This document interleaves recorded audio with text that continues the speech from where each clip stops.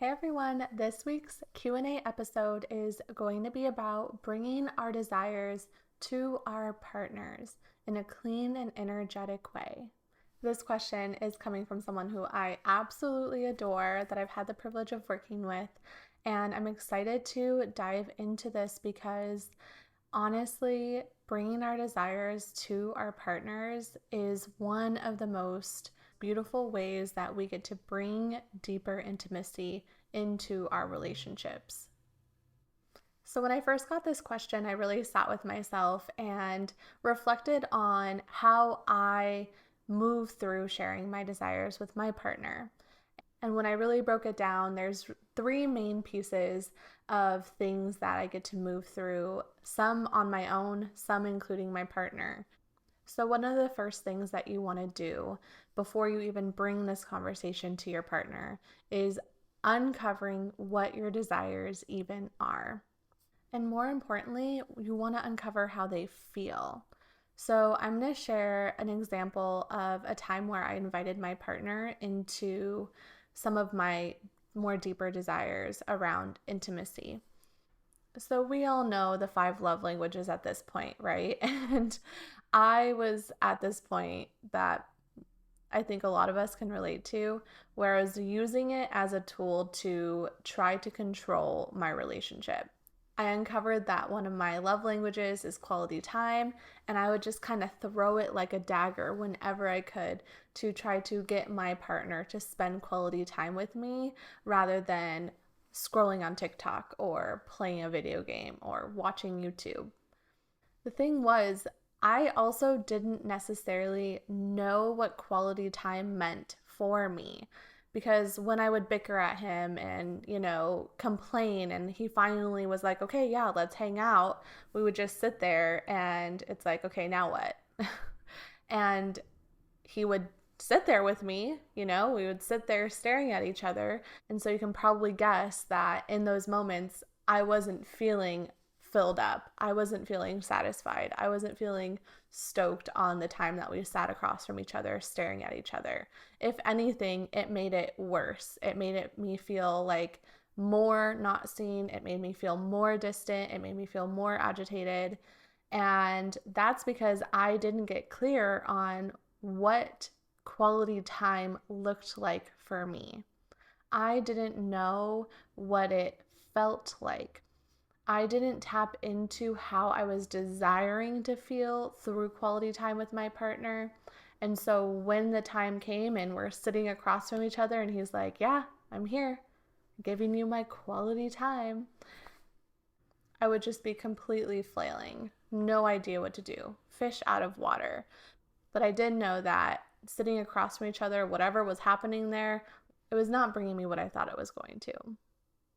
So the first piece here is get clear on your desires and, more importantly, how they will feel. So rather than focusing on the thing, which was, mine was quality time, it's so overarching and it can be so subjective as well, get in tune with the feeling of quality time. I wanted to feel seen by my partner.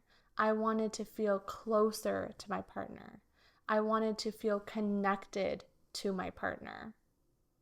So if we're going to spend time together, what things can he and I do to bring that connection, to bring that feeling seen, that level of intimacy into the moment of quality time that we're spending together? And because that's a desire of mine, it is my responsibility to get clear on how I want that desire to be met and what that looks like for me. And this is where I think things get a little bit tricky, or I guess flopped on their head, is that we have this desire for intimacy, let's say, and we share with our partner, I desire more intimacy with you, and we leave it in their hands to figure out what that looks like, when intimacy for our partners looks different than intimacy for us. And our partner's needs and desires look different than our needs and desires. And so if we can flip this whole paradigm of they need to read my mind and perceive my needs on its head, and actually let's just literally cut it out of our bodies and bury it and use it as compost, because it is only causing more separation. It is only causing more suffering. It is only causing more strife in our relationships when we are waiting for our partners to figure out what we want, when we're waiting for our partners to figure out what we need, when we say, well, I told him I wanted intimacy and now I get nothing. Well, I told him I wanted quality time and all he does is sit across the table and look at me. We need to uncover how we desire to be met and articulate it with our partners, which is, going into this second piece of having a conscious conversation with our partners. So once we've uncovered what our desire is, and more importantly, how we desire to feel, before we go into having a conversation with our partners, we want to come up with 1 to 3 ways that you feel that desire could be met, that your partner or you or together you can do to meet that desire. So when I broke down quality time in my relationship and my desire for it, like I shared a minute ago, it was I wanted connection. I wanted deeper intimacy. I wanted to have conversations that had depth to them. And so since that was my need and my desire for intimacy during quality time, is having those conversations that have depth, I brought that to the table to share with my partner, that when we have these moments of quality time, I'm desiring to have conversations with depth. And that was what I got to bring into the conscious conversation. First, I asked for consent. Hey, babe, can we have a conversation around something that I've been noticing I'm desiring in our relationship? So he gets to know what the conversation is about. He gets to know that I've been thinking about it. And he gets to decide if right now is a good time for him. So he might say, yeah, let's talk about it. He might say, not right now, I'm in the middle of something. Can we talk about it later? He might say, not right now, and that's it. Whatever your partner says, there's not a right or wrong. If your partner continuously says no, no, no, and doesn't come to revisit later, that's information that you can take forward and say okay, is this person really able to, have these moments of intimacy with me to help grow our relationship or not? And just because he says no one time doesn't mean that he's not committed to growing and evolving with you. It's important to give other people grace, the grace that we would want as well. If you're in a relationship with someone who is typically an avoidant, this could be red flags in their head, but they can be okay, this is a conflict and I need to run as far away as I possibly can from this. And they'll fill their schedule and they'll get really busy. And just know that that is not necessarily a reflection of you or the relationship. And the more compassion we can have for people who have that type of attachment style is to give them grace and to not push your desires aside, not push the conversation aside, but begin to get curious of ways that you can work with them, as opposed to taking it personally. So after you've done the consent piece and you've gotten an okay from your partner, they say, okay, yes, I would love to have this conversation. Or maybe they don't say it that way. With my partner, it's usually sure. So after you got that consent piece, which is so important, because if they don't consent to the conversation, the chances that they're going to be receptive are much smaller than if they were to say yes or sure, or whatever their way of okaying the conversation forward is. I shared with my partner, I'm really desiring to feel more connected to you and to have some more deeper intimacy with you in the form of conversations. Is there something that would feel good for both of us that would meet that desire that I'm having?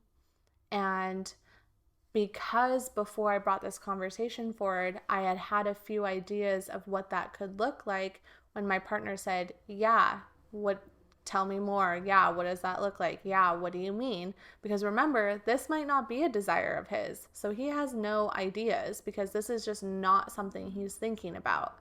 Again, that is not an indicator that they don't care about you. That is not an indicator that they aren't thinking about you. It is not an indicator of their love or lack thereof.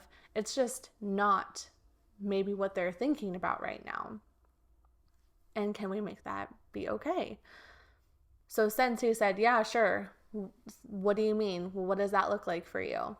I had a couple ideas, right? I said, on a Saturday or a Sunday, can we have a brunch date? Can we go out to brunch and have coffee? And like, I'll bring conversation starters, I'll bring questions. Like, can we actually, what we did in the very beginning was we, did our human design together. We did enneagrams together. We did like our personality tests because I didn't even really know what type of intimate questions to bring to the table. So I thought, hey, why don't we use these kind of as tools to begin to get curious and learn more about each other. And it was great. And we scheduled in every Saturday morning. We had coffee. We either went out and got coffee together or we made coffee at home, but we set time aside to have those conversations. And I brought to the table, like, okay, this morning we're going to do our human design. And he was like, okay, right? Like, he was all for it. He doesn't necessarily like believe in those things, and that's okay. Like, that's not the point. The point is, like, I'm just wanting to have some conversations. And as long as you're sitting here and doing it with me and asking questions and being curious about me and what you're hearing when I read my human design to you, like, then that need is being met, right? I definitely had to release expectations because at one point in my life, I would have wanted that to even look a certain way. I would have wanted him to be enthusiastic and I would have wanted him to like believe it too.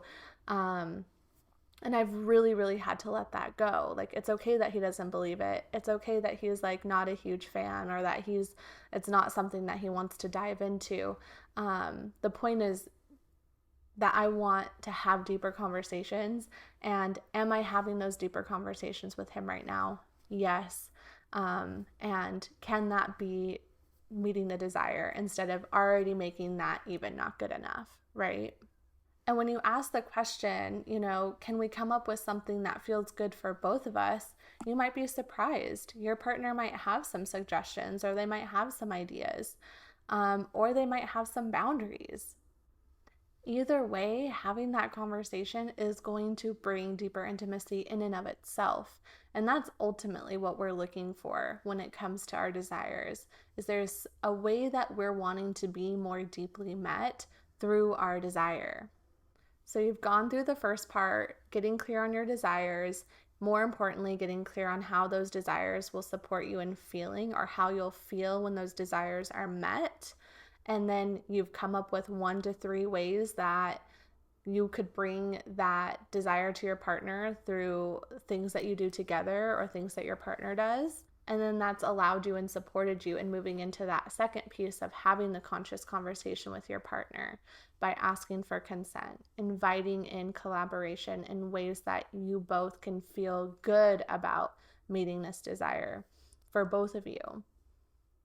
And then that leading into this third piece of reflecting and action and follow through. After it's been talked about and you guys have landed on something that feels good for both of you, or maybe you haven't quite yet, but at least the conversation has started, you get to come up with the plan. So in my example, my partner and I schedule a timeout in both of our schedules every Saturday morning, 9 a.m., first thing that we do before we do anything else that day. And that will be at least an hour. Maybe it's longer, but at least we're scheduling that time aside. Now, if they say no, can you bring more curiosity to their boundary? When my partner has a boundary and when he asserts himself through saying no, it absolutely can be activating and triggering. I can go into spirals of making it mean something about me, about my relationship, about me being wrong or bad for having that desire. I can go into a whole slew of things. I take that opportunity to uncover what it is activating within me so that I can meet that part of myself. And I also try to anchor into asking more questions. Can you tell me more about your no? I want to see you more. I want to understand you more. Can you explain or share with me about your boundary around this? Because it is likely that they have their own experience that I can't possibly understand. And I know, because if you have codependency, it is likely you've perceived others' feelings and needs for a very long time. You feel pretty good at knowing somebody and what they might be feeling or experiencing. But I will tell you, like, how this question started in a clean, energetic way. It is not clean energetically to perceive and feel into what somebody else must be experiencing from whatever their reality looks like, or you're perceiving it to look like on the outside. It's important to ask them questions so that you can see them in their truth and not in the truth that you have made up about them in their head. So when they have a boundary and they say no, and my partner says no to me all of the time, he also says yes a lot of the time as well. I used to put my attention in all the times he would say no. And I would fixate and I would mull over and I would make them all mean something about me, about the love that he has for me or the lack thereof. It was when I started focusing on all the ways that he says yes and got curious about the times that he says no, so that I could begin to grow my intimacy with him in that way. Instead of assuming that his no meant he didn't like it, or that he doesn't want that, or that he's, purposefully not wanting to meet my needs, that he's doing it on purpose. It's a malicious act. When I stopped fixating on him being this person who wants to cause harm or discomfort or pain in my life, and started seeing him as this is someone who wants to spend every day with me because we live in the same house, because we're in a relationship, and not seeing him as an enemy, but seeing him as a part of a team, it just began to shift so much. If we can begin to have a different lens when it comes to our desires, as this is my teammate and he may not be able to meet my desires in the way that I want right now, but can we just get a step closer, and can I hold compassion while he gets to that point? Can I just appreciate where he's at right now, and can I let that be enough for me right now? Can I find ways to meet that desire for myself even? Where can I invite myself into deeper conversations with myself? Where can I invite myself into deeper intimacy with myself? So again, if they say no, if they have a boundary, can you bring the questions in? Can you tell me more about that? I would love to hear your perspective. I would love to hear your lens. I would love to hear your thoughts on that. Instead of focusing on, why can't you meet this desire? Why won't you do this for me? Why won't you meet my needs? Instead, can you tell me more about your no? Can you tell me more about your boundaries? Can you tell me more about what this brings up for you? Because that is what I truly feel will help us get out of this cycle and the loop of just perpetuating separation, at being at odds with our partners. Instead, can we bring curiosity so that we can bring each other closer through our questions, closer through our curiosity, closer through our compassion and our grace for one another? Because the slippery slope is oftentimes in relationships that I notice with codependency is that people will take their need and their desire and they'll weaponize it. They will use it as a way to make their partner bad, wrong, inattentive, unloving, And that's not what uncovering this is about. Uncovering this is about you seeing what you need and desire for yourself. And it's not about making somebody else bad or wrong or against you for not being able to meet it.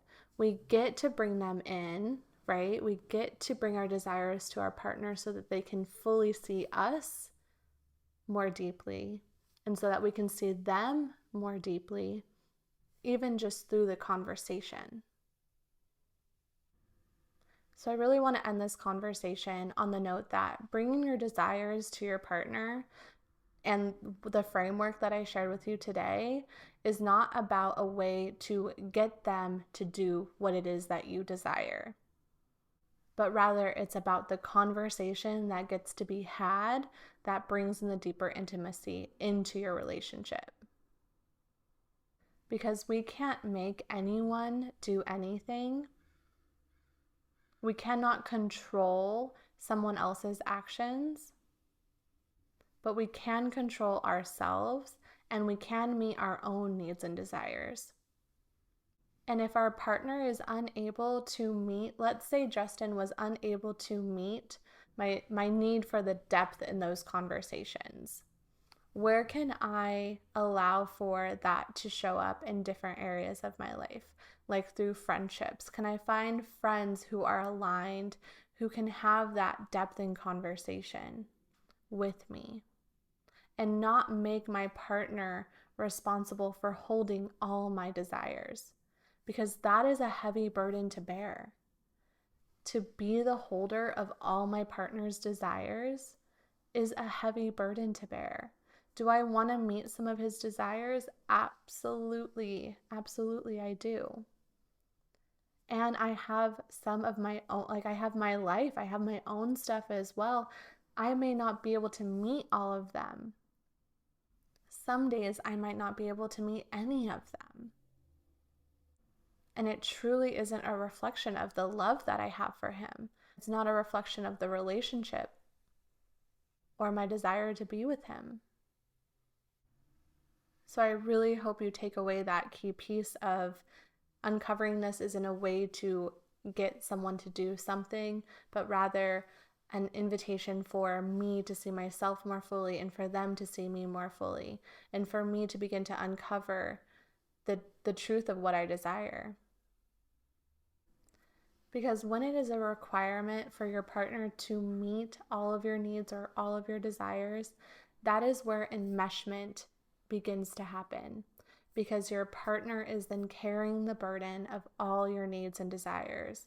And maybe vice versa. Maybe you are carrying the burden of all your partner's needs and desires. And there doesn't end up being room for just you. You forget where you end and the other person begins because they're just so interwoven.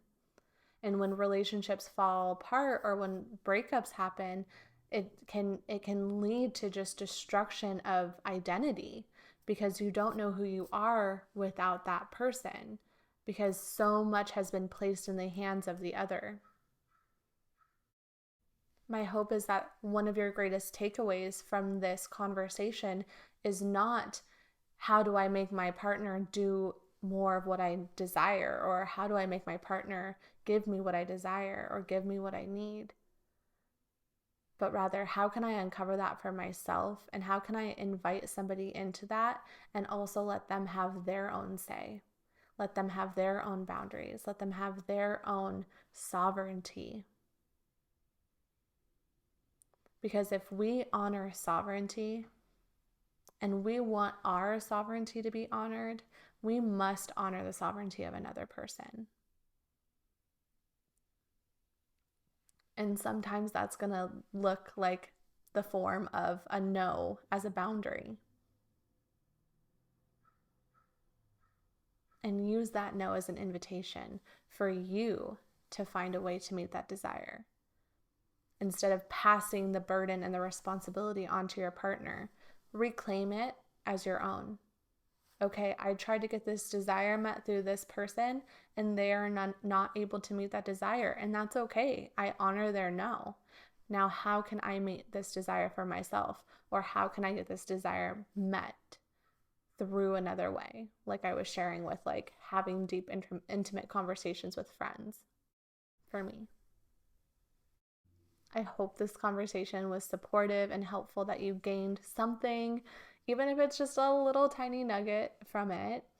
But that concludes our episode on bringing our partners into our desires in a clean and energetic way. And if you have any questions, any thoughts, any reflections, please don't hesitate to reach out. Send me a DM on Instagram. I'm always there. I love chatting with you guys. If you don't already follow the channel, please take a moment to follow, subscribe, like, rate, all of the things. It is so, so supportive. I'm doing this all, figuring it out all on my own, and your support is seriously so, so helpful. Sharing this on your stories. I love to repost, so always feel free to tag me. And I'm just so glad you're here. And it's truly an honor to have these conversations with you. Until next time.